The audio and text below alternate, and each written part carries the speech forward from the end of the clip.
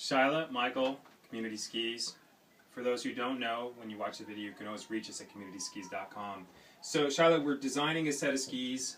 You're about 5'11", between 150 and 170 pounds, and you are charging everything. So really quickly, we want to get some of the technical stuff out of the way.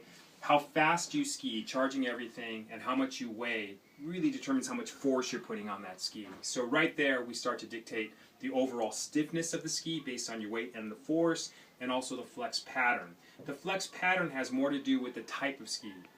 And so we might, in quick terms, create a really generous flex pattern for a straight powder ski and a stiffer, moderately stiffer tail, so you can get that nice arcing section in the tip section, so you can porpoise that ski up quickly in a nice flex pattern.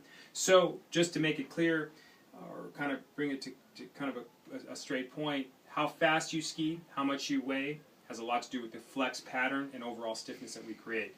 So moving forward, open trees, chute couloirs, steep technical terrain, powder, crud chopped snow, cliffs, and big air. So when you design a ski with those parameters, ones that you picked out, we're going to start looking for, in regards to chutes and couloirs and steep technical terrain, we're going to look for some probably turnability. The ability for not the ski to turn on edge, but the ski to slide into place and then move and butter, slide, a little bit move back and forth, and then drive your line.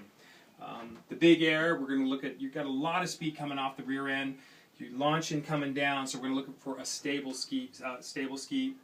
Powder, we're going to look for the correct underfoot width, but it's not so much buoyancy. A lot of companies have really dictated powder skis by going wide. That's not necessarily what's important. What's really key is that when you start to ski in powder, why don't you go down to your nose? I mean, how amazing that is, and that's called that deep penetration and also the porpoising. In other words, when you go down deep, you've got enough tip rocker and or if you're running switch to bring that ski up quickly without leaning back. So how deep you want to go into the powder really dictates how much underfoot width you've got. Just a big, broad, fat ski, you can have 10 feet of powder, but you could be skiing the top, 2%. There's a lot of fun in that because you can generate a lot of speed, but that whole deep penetration coming back up quickly has a lot of play into that as well. Big air, typically big air, if you're landing on a powder terrain, pillows, and or hard packed terrain, you're going to want something that's going to give you some landing stability. That has a lot to do with the tail flex. So what we're going to do now is really focus in on the numbers. You're at 182 in length. Based on the height you've given us, you're slightly, little bit less than, just slightly below the top of your head. We can, for the big mountain component, the big air component, some of the kind of cliff stuff, you may want to pull that up a little bit taller. That's something you can kind of figure out as we move forward. We're looking at a 15-meter turn radius. That means when you're in a harder packed snow, you've got enough side cut that you can drive that ski into play. But we're designing the ski initially with tip and tail rockers, and also early taper. Now really quickly, you've got your kind of underfoot section, that's your side cut. If it continued out, you get the super fat tip that get knocked around as you ski. But bringing that tip in the early taper in the tip, and then also bringing that tail in instead of flaring that tail out, gives you two advantages. One is it gives you that nimbleness in the tree sections. It really makes, chop crud, powder, if you're on a mountain obviously and it's getting tracked out, powder turns into crud, you've got some nimbleness to play and really have a good time in that stuff because you're not locked and loaded every time you go somewhere. You're able to kind of maneuver that in, and then also when you're in the tree section, like I said, you're able to kind of wash that ski around.